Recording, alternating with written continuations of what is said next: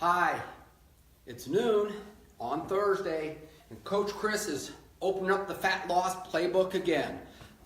If you were with me last Thursday, I think we spoke for about 23 minutes. I was in the office just talking about some of the basic stuff about weight loss that a lot of people miss, and they don't even understand it. They have a lot of knowledge, and they just do not know how to apply it.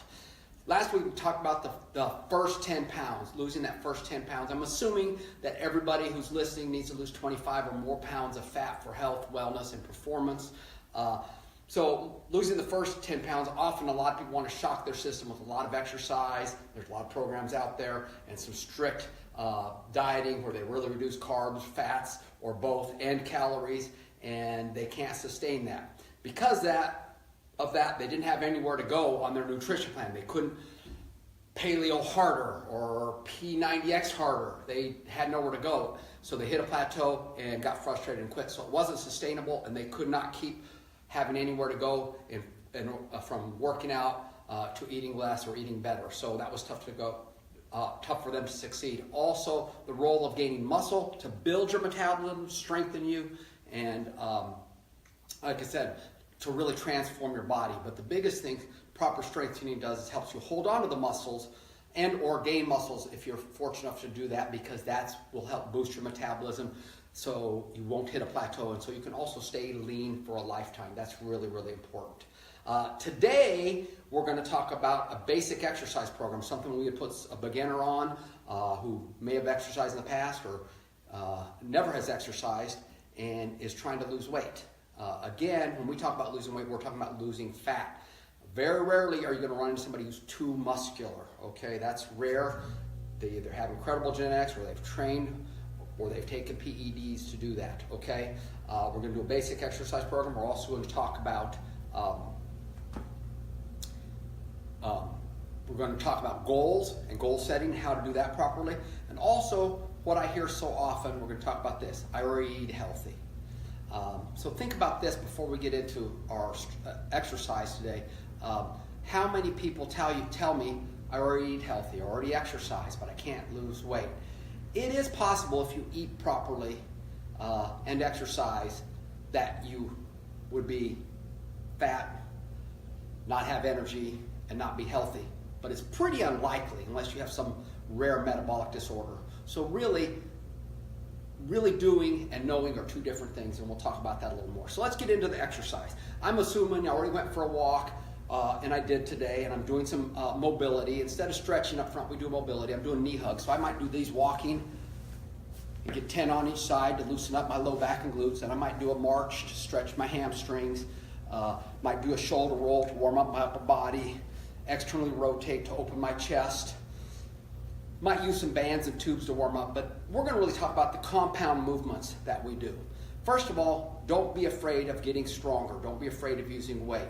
We're going to do things slow and controlled. Today we're just going to do one set of everything I show you, but I want my clients and beginners to work up to 3 sets. A set is individual repetitions for however many repetitions. Big mistake a lot of people do when they exercise: they've been given an orientation at a big box gym or a YMCA or with a trainer, and they might continue that program, but they don't progress. They're still doing the same routine they were doing the first couple weeks they were in, and they haven't added more resistance or changed some of the movements or both. So that's important. As you get stronger, you should be adding more weight. So if your nutrition is proper, even if you're trying to lose weight, you should still be getting healthier and stronger too. You shouldn't be so reduced in calories, carbohydrates, fats, or whatever, that you don't have energy for a good workout. So I'm warmed up, okay? I'm a beginner. I'm going to teach our 3-tiered system that we really promote, and there's other movements, but this is what we do. We call it push, pull, squat. I'm going to start with a squat. If I'm a beginner, I'm going to just do a body weight squat. I might do this off a chair, so I can reach back for a chair, pull my shoulder blades back, chest out, push those knees out wide, and go down in a slow, deliberate technique. I'm going to work with 1 to 3 sets depending on the person's conditioning level. And we might have to modify this depending on their aches and pains. If you're a little more advanced, you're going to use some weight. So the squat's going to not only work my thighs, the front of my thighs, my glutes, but my low back has to stabilize now too. So I'm getting a set of 10 here. I breathe in on the way down, out on the way up, and it's controlled and deliberate. Not using momentum, trying to use muscular contraction. So that's my basic squat movement.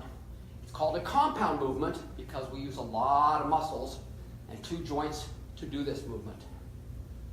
Okay? And it gets you breathless. My next movement is going to be a dumbbell row. This is a pulling motion. So again, we talk about push, pull, squat. So this would be my pulling motion. Drop my water. Bracing my knee on here, I can put them flat.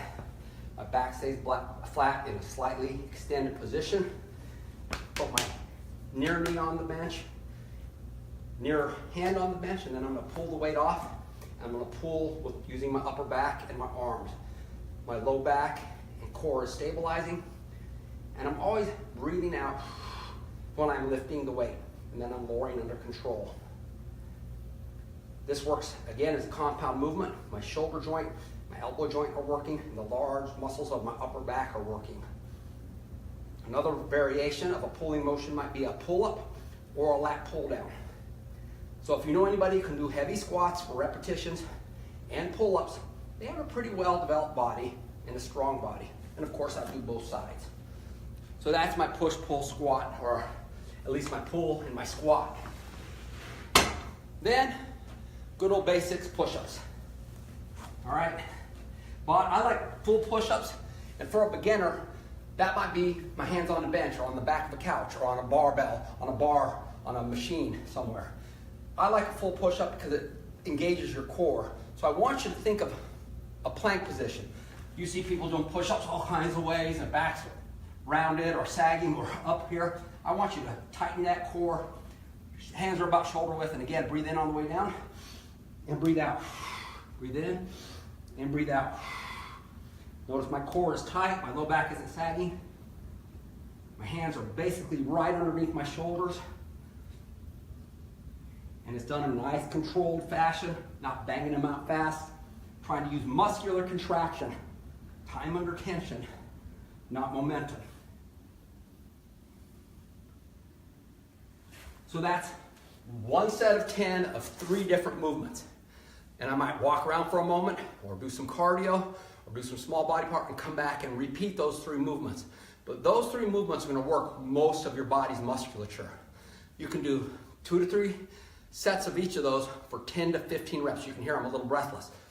It's a 40-pound dumbbell. That'll work you. So for a beginner, a push-pull squat is the way to get started. Might add a couple other movements. And I gave some homework to one of my clients today, and this is exactly what I gave them. So we did the push-pull squat. Then on the dumbbell, he also is doing a glute lift or a hip lift to work his glutes. We sit too much, so we want to work our backside. Squats are going to get that in directly too, right here. And again, sets of 10 to 15. And that's just a guideline.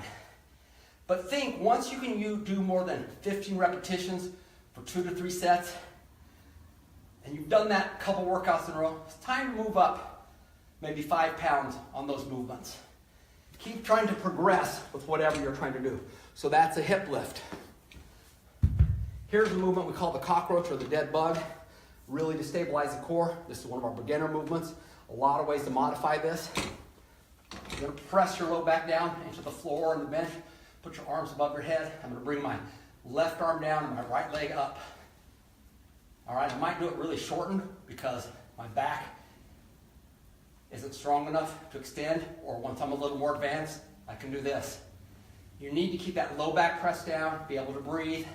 Notice I'm not lifting my head. So a lot of the core muscles, the transverse abdominis, and other muscles are working, not the rectus, the abs as we think of them. All right, and the last movement for the arms, so we've already worked our big body parts, and when you do push-ups, you work your triceps.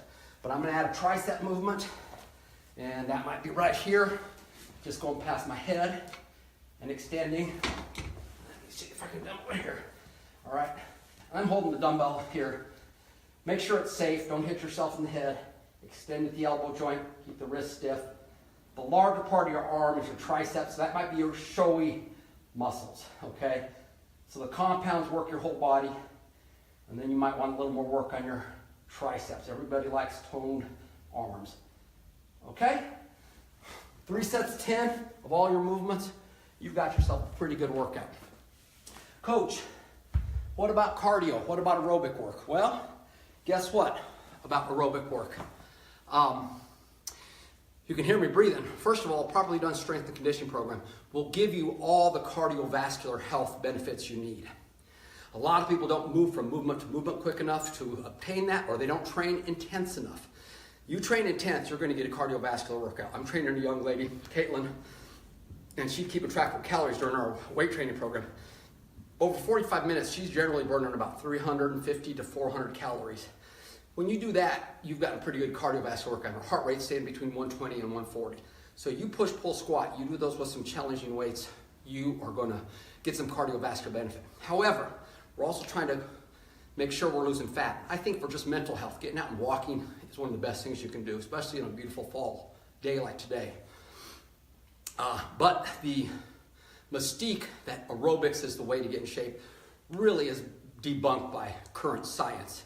And remember, exercise is a science, not a fad, okay? So to achieve a cardiovascular health, you can do it with strength and conditioning. I still want a little extra calorie burn, so I might do some cardio. 2 different ways to do that. Steady state would be me just going for a walk at a comfortable pace, or picking it up and staying at that pace for a while. Think of an exertion level of about between 1 and 10. 1 is me sitting, 10 is me sprinting on something where I couldn't continue for longer than about 30 to 60 seconds. Steady state, you might want to stay between 4 and 7. Something you can do, you can breathe, you can talk, you're not uncomfortable. You might just slightly get uncomfortable, okay?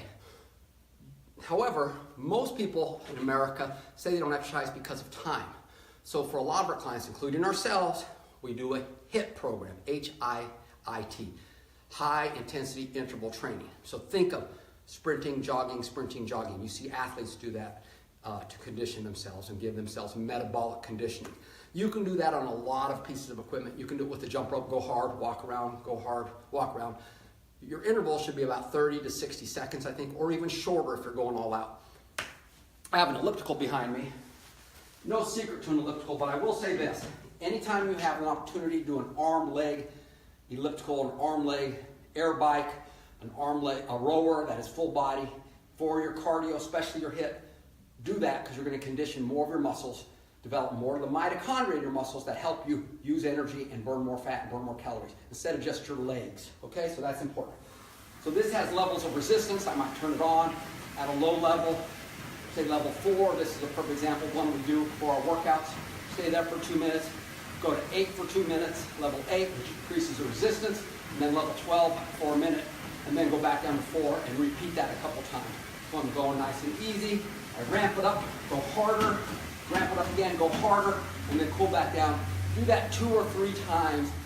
The intense part might be just for a minute, 20 seconds, whatever. Also on a treadmill, we do that. We like doing it with walking. And instead of walking faster or jogging, we up the incline. And if you're at an incline of 9 to 15 at a 3.3 mile an hour walk and you're not holding on, you are huffing and puffing. You might hold that for a minute, maybe 90 seconds, and then have to bring that incline down.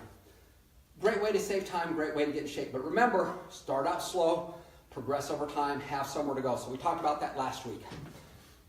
Now, everybody I talk to, including a lot of my clients, tell me they already eat healthy, yet they're still deconditioned, or at least not in the kind of shape they should be, considering how well they say they eat. If you don't know how well you're eating, one of the best things you do is just do a food journal. Just do a log for a week.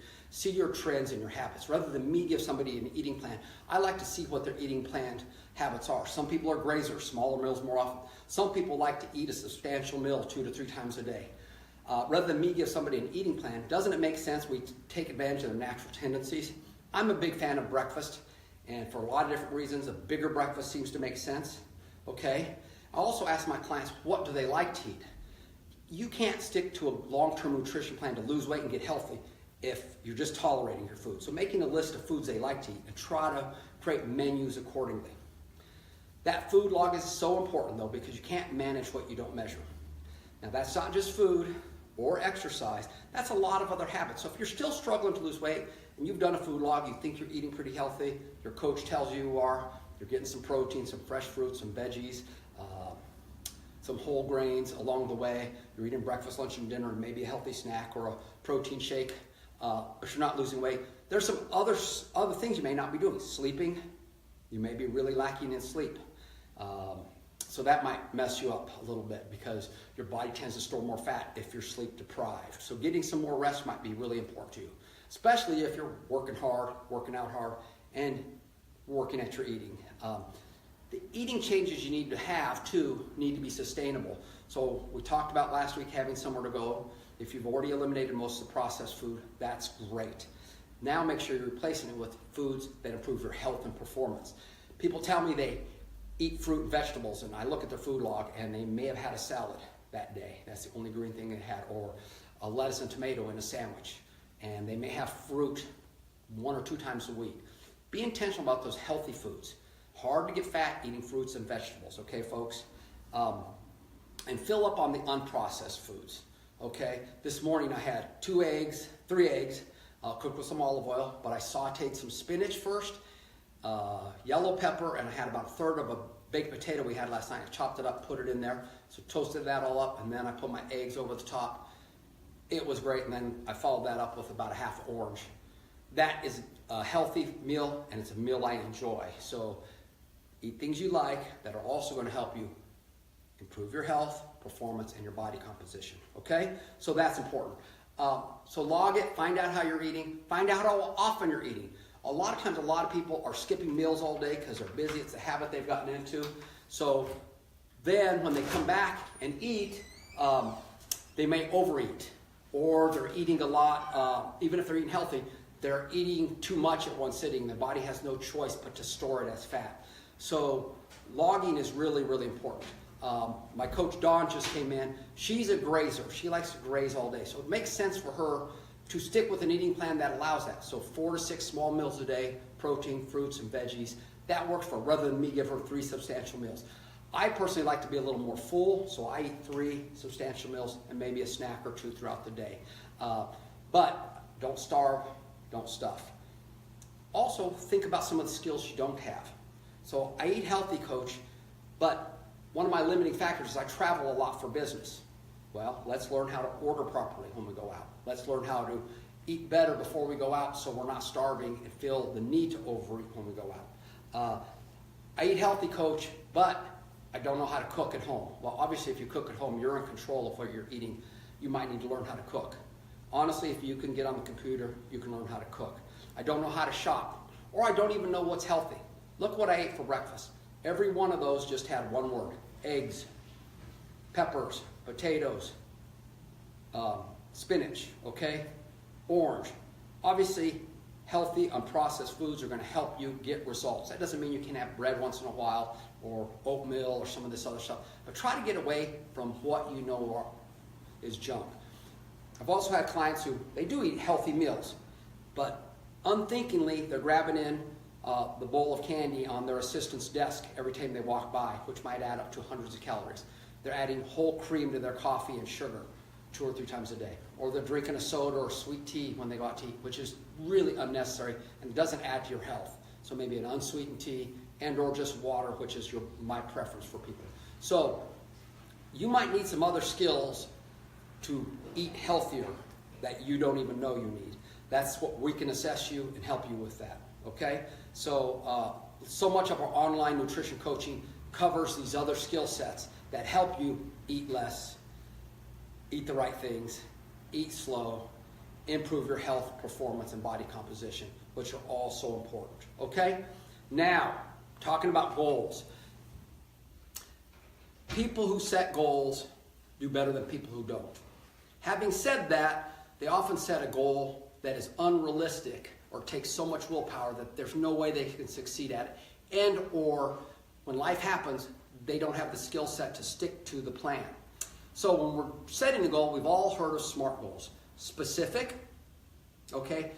For an example, I want to lose 10 pounds of fat. That might be a specific goal. Or I want to be able to do 50 push-ups. We had a client a couple years ago, Gordon. He made a specific goal to do a certain amount of push-ups and bench press a certain amount.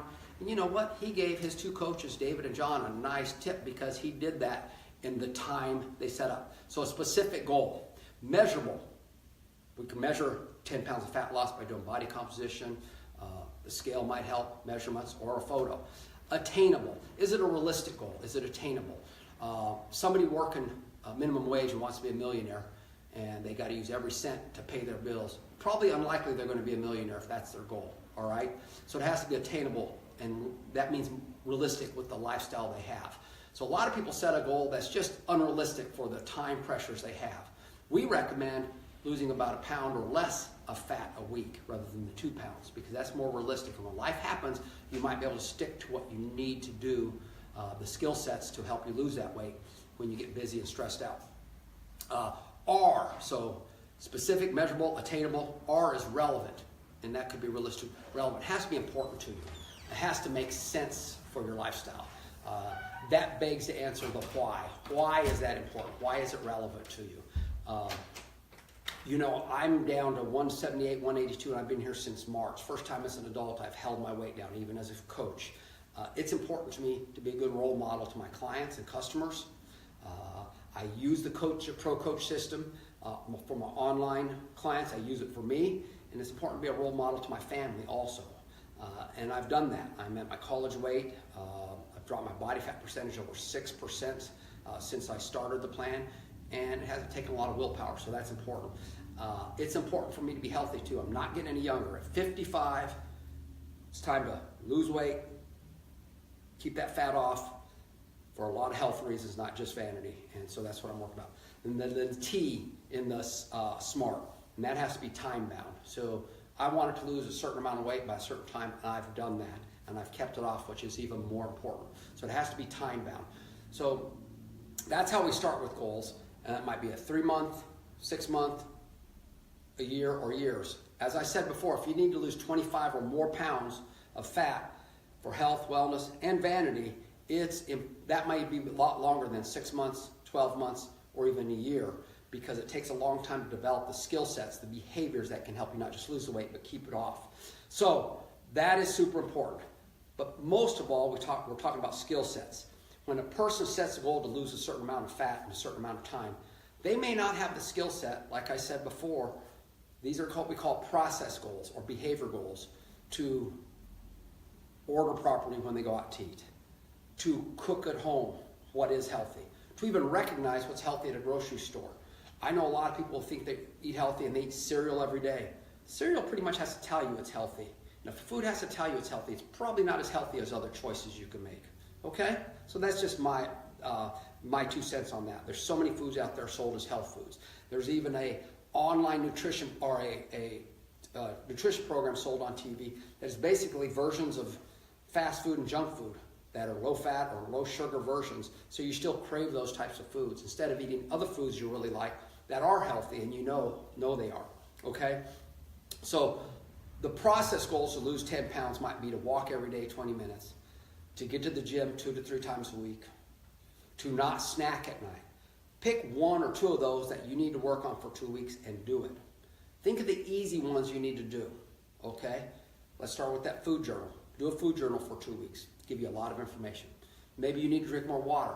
Make it simple, easy, and convenient. Have a bottle of water right next to you when you get up in the morning and drink it down, and then try to drink a whole glass of water before breakfast, lunch, and dinner, and keep a bottle with you all day so you're sipping. That might be one. Water is one of your best things you can drink. You do food log, you see you don't eat fruit, but once or twice a week. Make an effort to go buy some great apples that you like or some kind of fruit and have a serving a day. Do that for 2 weeks. See if you can make that a long-term habit. For me, my anchor habit was eating slower. I had to work at it for 2 months before it stuck. And every now and then when I'm stressed or uptight, I start shoveling food still, and I can feel myself do it, and I'm able to notice it, name it, and say, okay, calm down, let's slow down. I still don't eat slow, but I eat a lot slower, and that has made a huge difference for me. So the skill sets you may need for that long-term fat loss are the process or the behavior goals, okay? Your limiting factors may be that you travel a lot, you work a long day, so you have to find some skill sets to help you on that long day so you don't skip meals. Maybe taking a protein drink with you or some almonds or a piece of fruit. Learning how to order out. substituting whatever starch they're giving you for a vegetable, even if you have to pay a little more for it. Cutting the entree in half and taking half of it home with you. And like I said before, eating slower. Eating slow allows you to feel full, or to recognize those full feelings, rather than just shoveling it in and getting going and doing what you're doing and not even recognizing if you're full. I'm trying to get my people to eat till they're 80 or 90% full. Unless you eat slow, you won't even be aware of it. So that's a skill set. So when you set goals, try to figure out what skills you do not have. So it's not just eating less and exercising more, although the skill sets may all relate to that. For example, learning those exercises I showed, those are skills. Learning how to squat properly is a skill. Last December, I made a 1,000-pound challenge between my squat, my bench press, and my deadlift, which were my push-pull squat. The skill set to do those properly and safely have to be adhered to, because in your mid-50s, that was a lot of weight. So learn the skills, get together with your coach at Personally Fit, go online, go to our PersonallyFit.net website, become a nutrition client. Year-long commitment, about $40 a week, give or take. It is life-changing. Folks, we're going to be back next Thursday. We want to continue to help you. Listen, don't give up. We're coming up into November. Don't give up on taking care of yourself till the new year, okay? Do some small, simple, easy, convenient things that can improve your health. Go get a 5-minute walk before lunch today. Drink some more water. Get some fruit. Make your own lunch. Take it to work with you. You'll do better, okay? This is Coach Chris at Personally Fit. We're going to post this also on our YouTube channel, Personally Fit Coach, and it'll be at our Facebook. You can see it. Please leave comments. Please leave likes if you've enjoyed this, and ask some questions. See if we can answer your questions. I know this isn't really trendy or, some neat, great ideas with secret foods, because most of us don't need those. We need to develop a lifestyle and the skill sets to lose that fat, improve our health, and improve our performance. If you're not exercising, get off that couch and go get a walk. Start with your push-pull squat. I'm assuming you're healthy. If you need to see your doctor before you exercise, go do that too. Know your biomarkers. Because if a person tells me they're eating healthy and exercising, but their cholesterol's way up here and their blood sugar is, you really think that makes sense? Both those things should be improved, even if they're not perfect, if they're doing those things. So again, find out if you really are eating healthy, and let us take a look at that at Personally Fit. Our coaches are here to help you. This is Coach Chris at Personally Fit. This is how you affect healthcare by taking care of yourself. Take care. We'll talk to you next Thursday.